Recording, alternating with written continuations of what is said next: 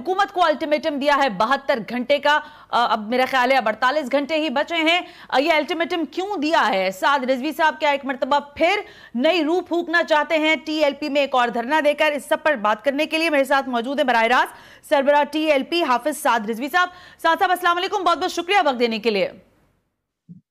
जी वालेकुम अस्सलाम।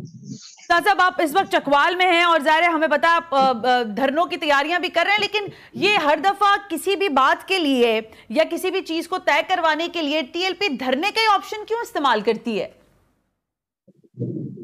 जी ये आपको किसने खबर दे दी है कि हम धरनों की तैयारियां कर रहे हैं? हम कौम को रिलीफ दिलवाने की तैयारी कर रहे हैं। उसका तरीकाकार कोई भी हो वो इंशाल्लाह आपके पास 48 घंटे के बाद पता लग जाएगा।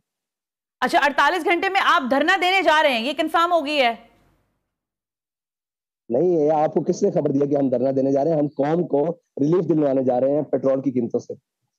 पेट्रोल की कीमतें कैसे कम करवाएंगे? हम तय करेंगे उसका तरीकाकार, हम तय करेंगे वो इंशाल्लाह 48 घंटे बाद आपके पास। अच्छा, और वो तरीकेकार 48 घंटों बाद आप बताएंगे?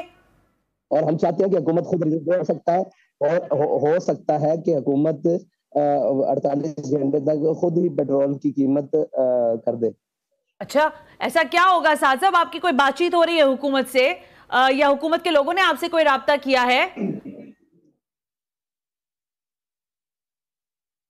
जी अभी तक तो किसी ने इस सिलसिले में राब्ता नहीं किया, लेकिन हम समझते हैं कि हुकूमत भी इतनी खैरखवाह है कौम की, वो समझती है कि कौम इस वक्त महंगाई की चक्की में पिस रही है, तो उनको पता है कि कौम के इस वक्त जो लोग दावा कर रहे थे कि हम कपड़े बेच कर कौम के जो मसाइल हैं वो इतने बढ़ चुके हैं कि वो एहतजाज की सकत भी नहीं रख पा रही। तो अच्छा, इंशाल्लाह वो आपके पास 48 घंटे में पहुंच जाएगा कि उनको कैसे बात है। अच्छा, एहतजाज का ऑप्शन आप कह रहे हैं कि धरने की सूरत में नहीं होगा, किसी और तरीके से होगा साहब?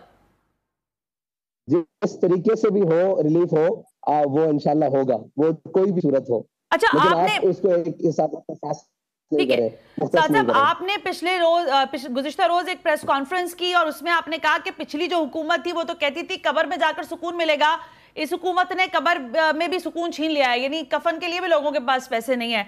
तो आपको क्या लगता है ये जो महंगाई का मामला है जिस पर आप खुद भी एहतजाज के लिए हुकूमत को अल्टीमेटम दे रहे हैं, आपको क्या लगता है ये इसी हुकूमत का है सारा मलबा, या पिछली हुकूमतों ने भी कुछ ऐसी कारकर्दगी दिखाई है जिसके बाद महंगाई का इफरीत बेकाबू है? देखिए, इस हुकूमत का मलबा हो या पिछली हुकूमत का 3 साल मलबा हो या उससे पिछली हुकूमत 30 साल मलबा हो, ये सारा तो है इन्हीं का ही ना। उसमें 3 साल एक शख्स के हैं, उसके अलावा तो पिछले तकरीबन 31 साल बनते हैं वो इन्हीं लोगों के हैं जो आज भी हुकूमतों में बराजमान है और आज भी जो जनाब मुशारतों और वजारतों के मजे ले रहे हैं, जो वजारत उज़्मा के मजे ले रहे हैं, और वो पूरे खानदान जो पाकिस्तान के ऊपर मुसल्लत है, आज भी सारे वही लोग मुसल्लत हैं और वही हैं। तो ये सब इन्हीं का ही किया धरा है। इसमें कुछ अगर किसी का और है तो वो भी इतना ही कसूरवार है जितने ये कसूरवार है। अच्छा, आप जितने ये तजर्बाकार और जनाब वो बंद कराए।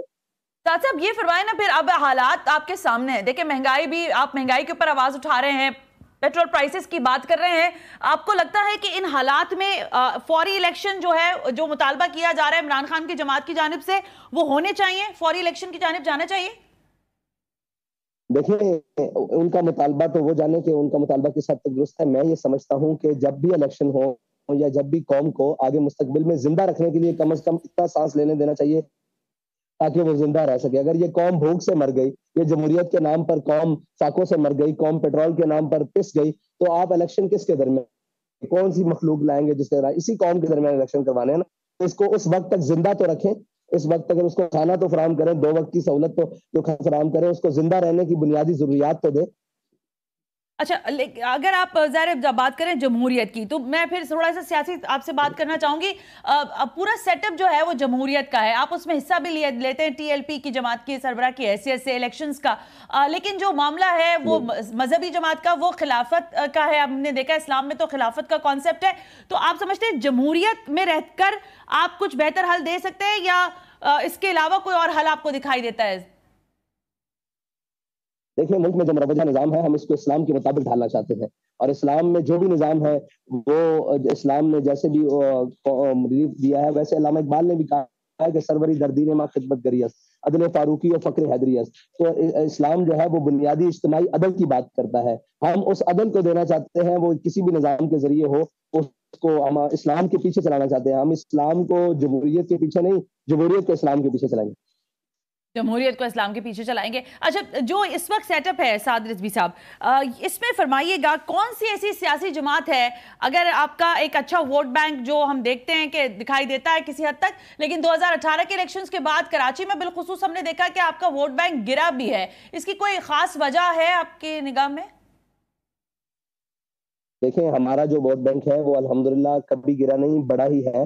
لیکن وہ مقتدر حلقے اور وہ لوگ جو تحریک لبیک, جن کی آنکھ میں ایک نہیں باتی, تحریک لبیک نے بنیادی طور پر سیاست کا رخ چینج کیا ہے, ظالموں کے شکنجے سے نکال کر ایک عام آدمی اور عام عوام تک سیاست کی پہنچ کی ہے, اور ایک عام آدمی پکوڑوں والا یا ٹھیلے والا یا جناب جوتیاں گاڑنے والا, اس کو بھی کونسلر اور چیئرمین تک جتایا ہے. تو ان کو اس نظام سے ڈر ہے جو تحریک لبیک لانا چاہتی ہے, وہ ہے الحضر آئین پیغمبر سے 100 بار الحضر. تو ان کو اس سے ڈر ہے, اس لیے تحریک لبیک کا ووٹ بینک بار بار چوری کیا جاتا ہے. اگر ووٹ بینک کی بات ہے تو ووٹ آج بھی گن لیے جائیں, اس یونین کونسل میں گن لیے جائیں, کراچی کی ہر حلقے میں, ہر وارڈ میں گن لیے جائیں, تو تحریک لبیک کو آج بھی عددی برتری بھی حاصل ہے, اور شخصی اشخاص کے حوالے سے بھی برتری حاصل ہے, اور جناب اخلاقی برتری بھی حاصل ہے, ہر لحاظ سے برتری حاصل ہے. اچھا سعد صاحب, پھر یہ فرمائیں, اگر برتری حاصل ہے, میجورٹی آپ سمجھتے ہیں اگر نہ بھی آپ لے سکے اگلے جو بھی الیکشنز ہوتے ہیں, اگر آپ کو ایڈجسٹمنٹ کرنی پڑے, کسی سیاسی جماعت کے ساتھ ہاتھ ملانا پڑے, تو پاکستان پیپلز پارٹی, مسلم لیگ نواز یا پی ٹی آئی, کس کا آپشن ہے جو آپ سمجھتے ہیں کہ یہ قدرے بہتر ہیں؟ دیکھیں, ان میں سے قدرے بہتر اس لیے کوئی نہیں ہے کہ یہ 13 ایک طرف کھڑے ہیں اور دوسرے ایک طرف کھڑے ہیں. آپ عن قریب یہ بھی منظر دیکھیں گے, 14 ایک سائڈ پہ ہو جائیں گے اور تحریک لبیک ایک سائڈ پہ ہوگی. تحریک لبیک ایک بنیادی سیاسی جماعت ہے جو قوم کو حقیقت میں گنگا سے نہلوا کے ادھر پاک کرنا اور ادھر سے نہلا کے ادھر پاک کرنے کی سیاست پر یقین نہیں رکھتی. تحریک لبیک نظریاتی سیاست پر یقین رکھتی ہے اور بنیادی سیاست پر یقین رکھتی ہے, اور ایک عام عوام کی جناب سہولت اور اس کے اوپر یقین رکھتی ہے. اس لیے تحریک لبیک کے ہاں ابھی تک جتنی بھی سیاسی جماعتیں رجسٹرڈ ہیں ان میں کسی کے لیے کوئی نرم گوشہ نہیں. اچھا, ان تینوں میں سے کسی کے ساتھ بھی آپ کا جو ہے اتحاد نہیں ہو سکتا. یہ فرمائیے گا سعد صاحب کہ ظاہر دہشت گردی کے واقعات آپ کے سامنے, پشاور میں پچھلے دنوں واقعہ ہوا, پھر ابھی گزشتہ روز کراچی کا ایک ہولناک واقعہ, شکر ہے بڑی تباہی سے کراچی بچ گیا. آپ سمجھتے ہیں کہ اس صورتحال میں ایک جب عمران خان صاحب جیل بھرو تحریک کی طرف بڑھ رہے ہیں, دہشت گردی سر چڑھ کر بولنا شروع ہو رہی ہے, مہنگائی بھی موجود ہے, پھر آپ کا حکومت کو الٹیمیٹم, یہ سارا کیوس نہیں پھیل جائے گا اس ساری سچویشن میں؟ دیکھیں, یہ ساری چیزیں پہلے بھی پاکستان میں موجود تھیں. ان کو چاہیے کہ یہ اپنی سیکیورٹی سے ہٹا کر قوم کی سیکیورٹی کے لیے اور ملک کے اداروں کی سیکیورٹی کے لیے وہاں لوگ لگائے, لیکن انہوں نے ساری اپنی شہنشاہی اور نوکرشاہی کے لیے ساری جناب فورسز اپنے ہاں گرد جمع کی ہوئی ہیں. تو قوم اس کے اندر یہ سارے معاملات تو پھیلیں گے, اور اس کے بعد ان کی جو بین الاقوامی پالیسیاں ہیں یا ہمسائے ممالک کے حوالے سے پالیسیاں ہیں وہ اتنی کمزور ہیں جس کا شاخسانہ پوری قوم بھگت رہی ہے. یہ تو بند کمروں میں اور جناب بم پروف کمروں میں بیٹھ کر صرف بیان جاری کرتے ہیں, اور ان کی باتیں جو بالکل نہ ہنجار اور نہ بلد ہوتی ہیں, ان باتوں کے ذریعے قوم کو نقصان ہوتا ہے. یہ تو قومی پالیسی اور جناب قومی سلامتی کے اداروں کو بیٹھ کر سوچنا چاہیے کہ ہم نے پاکستانی قوم کو بھوک سے بھی کیسے بچانا ہے, دہشت گردوں سے بھی کیسے بچانا ہے, اور اس کو بین الاقوامی سازشوں سے اور ایجنڈوں سے بھی کیسے بچانا ہے. اچھا, یہ روڈ میپ آپ کے پاس ہے, لیکن اگر ہم سے کہو کہ تحریک لبیک ہمیشہ احتجاج کا راستہ کیوں اختیار کرتی ہے, اور یا تحریک لبیک ہمیشہ نام کے الٹیمیٹم کی بات کیوں کرتی ہے, اس لیے کرتی ہے کہ تحریک لبیک اقتدار میں نہیں ہے. اگر تحریک لبیک اقتدار میں ہو تو تحریک لبیک ہر وہ وسائل اور ہر وہ سہولت اور ہر وہ چیز اختیار کرے جس سے قوم کو ریلیف مل سکے. اب ہم سمجھتے ہیں کہ ہمارے اس طریقے سے مل سکتا ہے تو ہم یہ طریقہ اپنا رہے ہیں. اگر تحریک لبیک کے ووٹ چوری نہ کیا جائے اور تحریک لبیک اقتدار میں ہو تو تحریک لبیک اس اقتدار کے ذریعے بھی قوم کو ریلیف پہنچا سکتی ہے. لیکن یہ تو ہمارے اداروں اور ہماری قوم کو سوچنا ہوگا نا کہ ان کس طرف کھڑے ہونا ہے.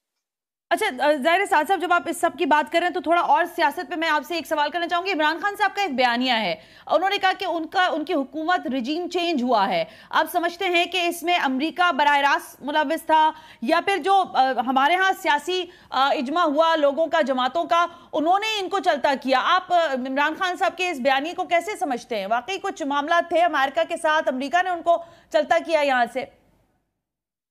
امریکہ نے ان کو چلتا کیا یا نہیں کیا, عمران خان صاحب کی اپنی پالیسیوں نے ان کو چلتا کیا ہے, اس کے بعد ہمارے ہاں جو اسٹیبلشمنٹ کی مداخلت ہے اس کو چلتا کیا ہے, پھر مفادات کی سیاست اور مفاہمت کی سیاست اور چوروں کا اکٹھ نے ان کو چلتا کیا ہے. میں تو یہ سمجھتا ہوں. یہ فرمائیے گا ساتھ صاحب, اگر یہ سب اس وقت جو سیاست کا منظر ہے, آپ سمجھ سکتے ہیں کہ اس سچویشن میں الیکشنز ہونے چاہیے, جنرل الیکشنز, یا ابھی اس کے لیے ٹھہراؤ کی ضرورت ہے, فوری الیکشن کی طرف نہیں جانا چاہیے؟ الیکشن اپنے وقت پر ہونے چاہیے, قوم کو ریلیف ملنا چاہیے تاکہ وہ الیکشن تک زندہ رہ سکے. یہ میرا موقف ہے. اچھا یہ بتا دیں کہ آپ جو بار بار یہ بات کر رہے ہیں نا کہ قوم زندہ رہ سکے, عوام کو کھانے پینے کے لالے نہ پڑ جائیں, ان کی جان کے لالے نہ پڑ جائیں, اس کے لیے آپ کہہ رہے ہیں میرے پاس ایک میکینزم ہے جو میں 48 گھنٹے بعد بتاؤں گا. میں ظاہر ہے لوگ آپ کو دیکھ رہے ہیں, بڑی تعداد میں آپ کے فالوورز ہیں, کیا ان کو آپ کے ساتھ باہر نکلنا ہوگا یا پھر وہ گھروں پر بیٹھے ہی رہیں گے اور ان کو حل مل جائے گا؟ ان کو میرے ساتھ ہر مقام پر کھڑا ہونا ہوگا. اگر میں گھر پر بیٹھوں گا وہ میرے ساتھ گھر پر بیٹھیں گے, اگر میں میدان میں کھڑا ہوں گا وہ میرے ساتھ میدان میں کھڑے ہوں گے. میرا تو اپنے ورکرز کے لیے اور قوم کے لیے یہ پیغام ہے کہ آپ جائیں اور ہر طبقہ ہائے فکر سے, ہر کسان سے لے کر مزدور سے لے کر تاجر سے لے کر ہر وکیل سے, ہر شعبہ ہائے فکر سے ان کو کہیں کہ تحریک لبیک قومی مسائل کے لیے آپ کے ساتھ کھڑی ہے. جب بھی تحریک لبیک کسی بھی جناب کال دے یا کسی بھی معاملے پر اسٹینڈ کرے تو آپ کو اس کے ساتھ کھڑے ہونا. صاحب تو پھر کیا راستے, سڑکیں بلاک ہوں گی, بند ہوں گے راستے؟ مطلب یہ جاننا بھی ضروری ہے نا, فیض آباد پر ہی دھرنا ہوگا, پورے ملک یہ دھرنا ہوگا؟ بتائیں کہ آپ کو رستے, پوری قوم کو یہ نظر آتا ہے کہ رستے بند ہوتے ہیں. مجھے آپ بتائیں کہ کسی کو یہ نظر نہیں آتا کہ اپنی بیٹیاں لے کر لوگ روڈ پر کھڑے ہیں اور برائے فروخت کر رہے ہیں؟ کیا اس رستے کے اوپر یہ کسی کو نظر نہیں آتا کہ اسی رستے کے اوپر ایک نہر آتی ہے اور قوم اپنی بچیاں اٹھا کر چار ان نہروں میں پھینک دیتی ہے؟ صرف رستہ بلاک ہونا ایک جرم ہے. کیا یہ جرم نہیں ہے کہ جمہوریت کے نام پر پوری قوم کو بھوک سے مار دیا جائے؟ کیا قوم کے اوپر بم گرانا جرم ہے یا قوم کو دہشت گردی سے مارنا جرم ہے؟ یہ بھی تو دہشت گردی سے بڑا جرم ہے کہ قوم کو بھوک سے مار دیا جائے یا قوم کو اس نہج کے اوپر لے کر جایا جائے تاکہ قوم نہ سانس لے سکے, نہ بات کر سکے, نہ احتجاج کر سکے. کیا یہی صرف ایک جرم ہے کہ روڈ بند ہو گیا؟ کیا اس ملک میں کشمیر نہیں فروخت ہوا؟ کیا اس ملک میں جناب اسی ملک کے اوپر روڈ کے اوپر نقیب اللہ مسعود کا قتل نہیں ہوا؟ کیا اسی ملک کے اندر جناب ہمارے لوگوں کو سرعام گولیاں نہیں ماری گئی؟ تو خالی یہ جرم نہیں ہے روڈ بند کرنا, اپنے حق کے لیے آخری حد تک جانا یہ جرم نہیں ہے, یہ اپنا حق حاصل کرنے کا ایک صحیح طریقہ ہے. میں یہ سمجھتا ہوں. ٹھیک ہے, آپ کا یہ موقف ہے. قوم کو یہی نظر آتا ہے یا پورا میڈیا بھی یہی شوق آتا ہے کہ روڈ بند ہو جائیں گے, روڈ بند ہو جائیں گے. بھائی آگے قوم کا کھلا کیا ہے؟ آپ کی عیاشیاں سلامت ہے اور اسلام آباد سے لے کر ان عیاش پرستوں کی عیاشیاں سلامت ہیں. کبھی نیچے اتر کے دیکھیں تو صحیح, قوم تو 2 وقت کی روٹی کو بھی, سوکھی روٹی کو بھی بیچ گئی ہے. آپ کو پتا ہے اس وقت قوم کے اندر جناب سادی روٹی کی قیمت کیا ہے, نان کی قیمت کیا ہے, خمیری روٹی کی قیمت کیا ہے, لوگوں کو آٹا میسر, لوگوں کو جناب بجلی میسر ہے یا نہیں, ایک پنکھا اور ایک بجلی اور ایک بلب چلانے والے کا کتنا بل آ رہا ہے, اور ایک جناب چولہا چلانے والے کا 2 وقت کی روٹی پکانے کے لیے اس کو کتنا بل دینا پڑ رہا ہے. جس کی 18 لاکھ تنخواہ ہے اس کو بچوں کا بہت تعلیم حاصل ہے, اور جس کی 18,000 تنخواہ ہے وہ ساری چیزیں اپنی جیب سے ادا کرنے کی کوشش کرتا ہے.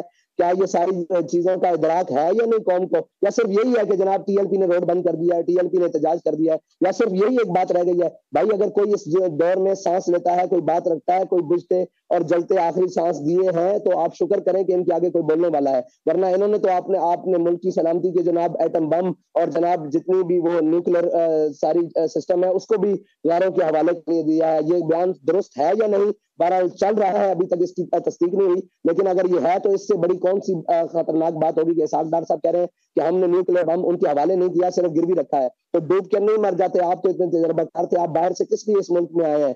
یہ تو سارے بین الاقوامی گماشتے ہیں جن کو اس ملک کے اوپر مسلط کیا گیا ہے. اس ملک کو پہلے سیکورٹی رسک کا نام دیا گیا, اب معاشی رسک کا نام دے دیا گیا. نہ جانے آنے والے وقت میں ہمیں تو رات 12 بجے 1 بجے تک اس لیے جاگنا پڑتا ہے کہ نہ جانے رات 12 بجے کیا اعلان ہو جائے, کیا اگلے دن کیا یہ قوم کے اوپر پھولنے لگے ہیں, یہ کیا ملت کے ساتھ لگے ہیں, جناب قوم کا سفا کرنے لگے ہیں. ہم تو اس فکر میں اب مبتلا ہے کہ ہمارا مستقبل ہے کہاں, ہماری جناب قوم کا بنے گا کیا, ہمارے بچوں کا کیا بنے گا. وہ جو ہمارے سے بعد آزاد ہوئے ہیں, جو ہمارے سے بعد جناب وجود جن کا آیا, وہ آج اپنے پاؤں پر کھڑے ہیں, اور ہم ہمیشہ اسی بات کے اوپر کہ ملک نازک موڑ پہ کھڑا ہے, ملک یہ موقع ہے, اور ملک جناب اشرافیہ اور جو پہلے لائنوں میں بیٹھنے والے جتنے عیاش کماش ہیں وہ امیر سے امیر تر ہوتے جا رہے ہیں. قوم کے مربع زمینیں ان کی جناب بڑھتی جا رہی ہیں, جائیدادیں ان کی بڑھتی جا رہی ہیں, باہر اکاؤنٹ ان کے بڑھتے جا رہے ہیں. کیا پاکستان صرف قبرستان کے لیے رہ گیا ہے کہ یہاں سارے کماتے ہیں اور جناب ان کی یہ پاکستان سے کما کر باہر چلے جاتے ہیں اور وہاں سے ڈبے میں بند ہو گیا؟ یہ پاکستان کو صرف انہوں نے قبرستان رکھا ہوا ہے, ان کی جائیدادیں باہر, ان کے عیاشی باہر, تعلیم باہر, ان کی صحت باہر, ان کے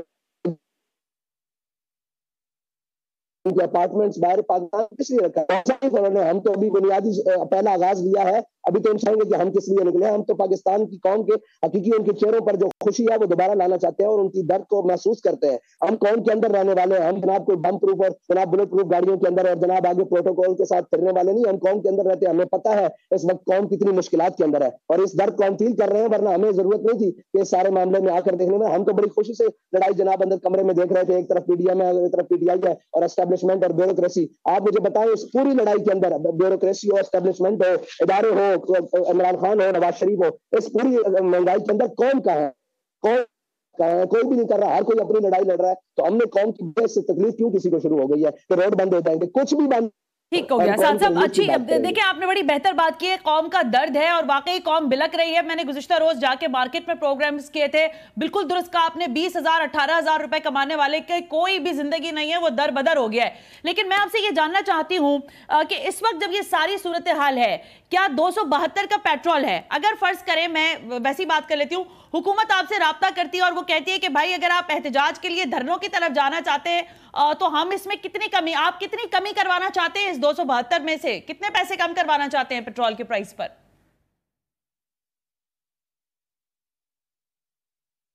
آواز